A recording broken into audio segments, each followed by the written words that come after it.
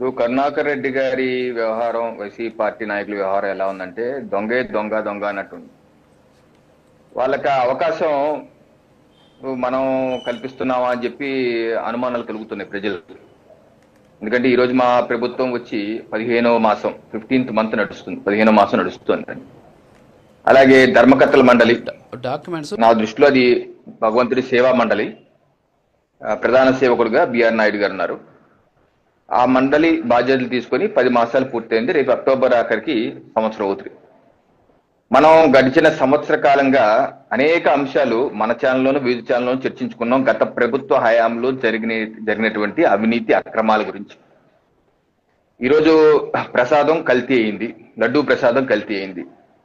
దాన్ని సుప్రీంకోర్టు ఆధ్వర్యంలో సిబిఐ విచారణ చేశారు, ఛార్జ్ షీట్ కూడా ఫైల్ చేశారు. ఆ ఛార్జ్ షీట్ లో తేల్చిందేంటి? కల్తీ అయిన మాట వాస్తవమే అని చెప్పి తేల్చారు కదా. పెద్ద కుంభకోణం, పెద్ద అవినీతి, పెద్ద అక్రమం జరిగితే బొమ్మన కరుణాకర్ రెడ్డి గారు శుద్ధపూసలాగా మాట్లాడతారేంటండి? వైవి సుబ్బారెడ్డి గారు, వారికి బాధ్యత లేదా?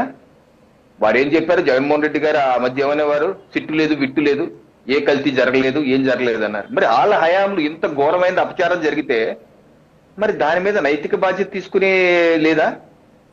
దాని మీద ఎందుకు ఇది శ్రీరంగ నీతులు మాట్లాడుతున్నారు?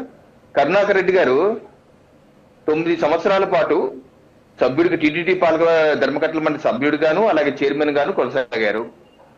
ఆయన హయాంలో ఎవరు చేయని విధంగా ఇది శ్రీవారికి భక్తులు ఇచ్చినటువంటి కైంకర్యాలు, హుండీలు సొమ్మును కూడా పర్సంటేజ్ కట్టి చూడండి, టీటీడీ బడ్జెట్ లో 1% తిరుపతి అభివృద్ధికి, దానిలో 1% పర్సంటేజ్ అంతా తీసేసుకొని తిరుమలకి, తిరుపతికి పారిశుధ్యానికి, అభివృద్ధికి కేటాయిస్తామని చెప్పి తీర్మానం చేశాడు ఈయన.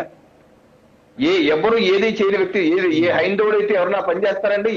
తిరుపతికి డబ్బులు ఇవ్వటానికి రాష్ట్ర ప్రభుత్వం దగ్గర డబ్బులు లేవా? ఆ రోజు హైకోర్టు ఏమందండి? 13/12/2023 ఆ నిర్ణయం మీద హైకోర్టు చివాట్లు పెట్టిందా లేదా? మీకే పని పని లేదా? భక్తులు ఇచ్చిన డబ్బుల్ని 100 కోట్ల వరకు తీసుకెళ్లి తిరుపతికి ఇస్తారా మీరు? మీ ప్రభుత్వం దగ్గర డబ్బులు లేవా? ఇటువంటి చేసే అధికారం మీకు లేదని చెప్పి హైకోర్టు చివాట్లు పెట్టింది కదా. ఇటువంటి ఘనకార్యం చేసినటువంటి మహోన్నతమైన వ్యక్తి కదా కరుణాకర్ రెడ్డి గారు. ఈరోజు ఏంటంటే శుద్ధపూసలాగా, ఏదో తేనె పోసిన కత్తిలాగా చక్కగా మాటలు వెల్లివేస్తూ చాలా చాలా విషయాలు చెప్తున్నారు ఆయన.